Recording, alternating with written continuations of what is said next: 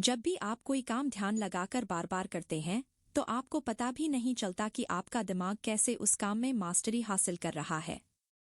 सबसे पहले आपका दिमाग नोटिस करता है कि उस काम की सफलता के लिए कौन सी चीजें जरूरी हैं, कौन सा डेटा महत्वपूर्ण है। इसके बाद वह जरूरी डेटा के पैटर्न्स को समझकर रिकॉर्ड कर लेता है। हमारा दिमाग इसमें एक्सपर्ट है, हजारों वर्षों से यही करता आ रहा है। पहले के इंसान जंगलों में रहते थे। आसपास की परिस्थितियों को देखकर वह जहरीले खाने और खतरनाक जानवरों से सतर्क हो जाते थे। इसी कारण इंसान का दिमाग आज एक बेहतरीन पैटर्न पहचानने वाली और माहिर भविष्यवाणी करने वाली मशीन बन चुका है। जैसे कि एक एक्सपर्ट हेयर ड्रेसर जो सालों से महिलाओं के बाल काटने और उन्हें छूने का अनुभव रखता है, वह सिर्फ बालों की चिकनाहट से समझ सकता है कि क्लाइंट प्रेग्नेंट है। या फिर एक अनुभवी ड्राइवर जो 200 से 300 मीटर दूर से ही अंदाजा लगा लेता है कि आगे कोई दिक्कत होने वाली है। जब भी आप किसी काम को बार बार अनुभव करते हैं तो आपका दिमाग बिना किसी सोच विचार के उस डेटा को कैलकुलेट करके स्टोर कर लेता है। यही ज्ञान आगे चलकर विशेषज्ञता के रूप में उभरता है। इसका एक हैरान कर देने वाला उदाहरण है सचिन तेंदुलकर और एक वेटर की बातचीत। साल 2004 की बात है। इंडिया और ऑस्ट्रेलिया के बीच टेस्ट मैच चल रहा था। सचिन तेंदुलकर चेन्नई के ताज कोरमंडल होटल में रुके हुए थे। सचिन बताते हैं कि शाम के समय एक वेटर उनके कमरे में कॉफी देने आया। उसने धीमी आवाज में कहा, सर, अगर आप बुरा न माने तो एक बात कहूं। सचिन ने उसे कहा, हाँ बताओ। वेटर ने कहा, सर, मैंने देखा है कि जब भी आप एल्बो गार्ड पहनते हैं तो आपके बल्ले का स्विंग बदल जाता है। आपके शॉट्स देखकर लग रहा है कि एल्बो गार्ड के कारण आपकी रिस्ट मूवमेंट में दिक्कत हो रही है। सचिन बताते हैं कि वह वेटर 100% सही था। वह खुद भी कुछ समय से इस बारे में सोच रहे थे, लेकिन उन्हें इस बात पर हैरानी हुई कि वह वेटर दुनिया का एकमात्र व्यक्ति था जिसे यह पता था। सचिन ने उससे पूछा, तुम्हें यह सब कैसे पता चला? वेटर ने जवाब दिया, सर, मैं आपका फैन हूं। आपकी हर इनिंग की हर बॉल 5-5 बार रिवाइंड करके देखता हूं।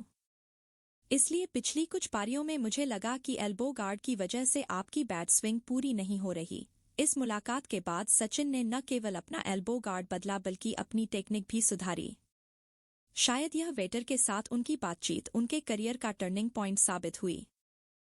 2003 में सचिन का टेस्ट औसत लगभग 17 था, जबकि 2004 में यह 57.18 तक पहुंच गया। दोस्तों, यह है पावर ऑब्जर्वेशन और रिपीटिशन की। चाहे आप कोई भी काम करते हों, अगर आप उसे बार बार प्रैक्टिस करते हैं या बार बार उसे ध्यान से ऑब्जर्व करते हैं तो आप एक खास कला विकसित कर लेते हैं। आपको वे पैटर्न्स दिखने लगते हैं जो साधारण और अनट्रेन्ड आंखों के लिए नामुमकिन होते हैं। आइए एक दूसरी कहानी सुनाती हूँ। किसी गांव में एक साधु रहते थे जो अपनी बुद्धिमानी और योग कौशल के लिए प्रसिद्ध थे। लोग दूर दूर से उनकी सलाह लेने और योग सीखने आते थे। एक दिन उनके पास एक नौजवान आया और पूछा, गुरुजी, मैं आप जैसा महान योगी बनना चाहता हूँ। क्या आप मुझे सिखाएंगे? साधु ने मुस्कुराते हुए कहा, बिल्कुल, लेकिन क्या तुम रोजाना कड़ी मेहनत और अभ्यास के लिए तैयार हो? नौजवान ने उत्साह में कहा, हाँ गुरुजी, मैं सब कुछ करूँगा। साधु ने उसे पहले दिन एक साधारण सा आसन सिखाया और कहा, इस आसन को रोज सुबह 100 बार करना। नौजवान ने सोचा कि यह तो बहुत आसान काम है। उसने पहले दिन 100 बार आसन किया, अगले दिन भी किया, लेकिन कुछ ही दिनों में वह बोर हो गया।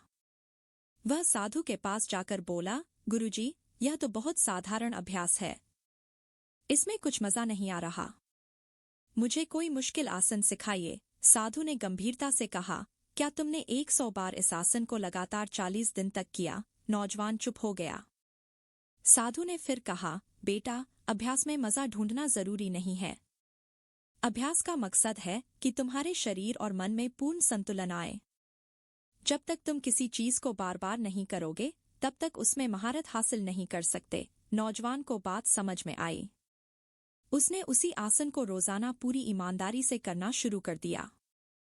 कुछ महीनों बाद उसका शरीर इतना लचीला और मन इतना शांत हो गया कि लोग उसकी योग क्षमता देखकर हैरान हो गए। वह साधारण आसन जो उसे शुरुआत में उबाऊ लगता था, उसकी सबसे बड़ी ताकत बन गया। यह कहानी से हमें यह शिक्षा मिलती है कि अभ्यास का कोई विकल्प नहीं है। चाहे काम कितना ही साधारण या कठिन क्यों न हो, लगातार प्रैक्टिस ही आपको निपुणता और सफलता की ओर ले जाती है। याद रखें, सिर्फ अभ्यास ही साधारण को असाधारण बना सकता है।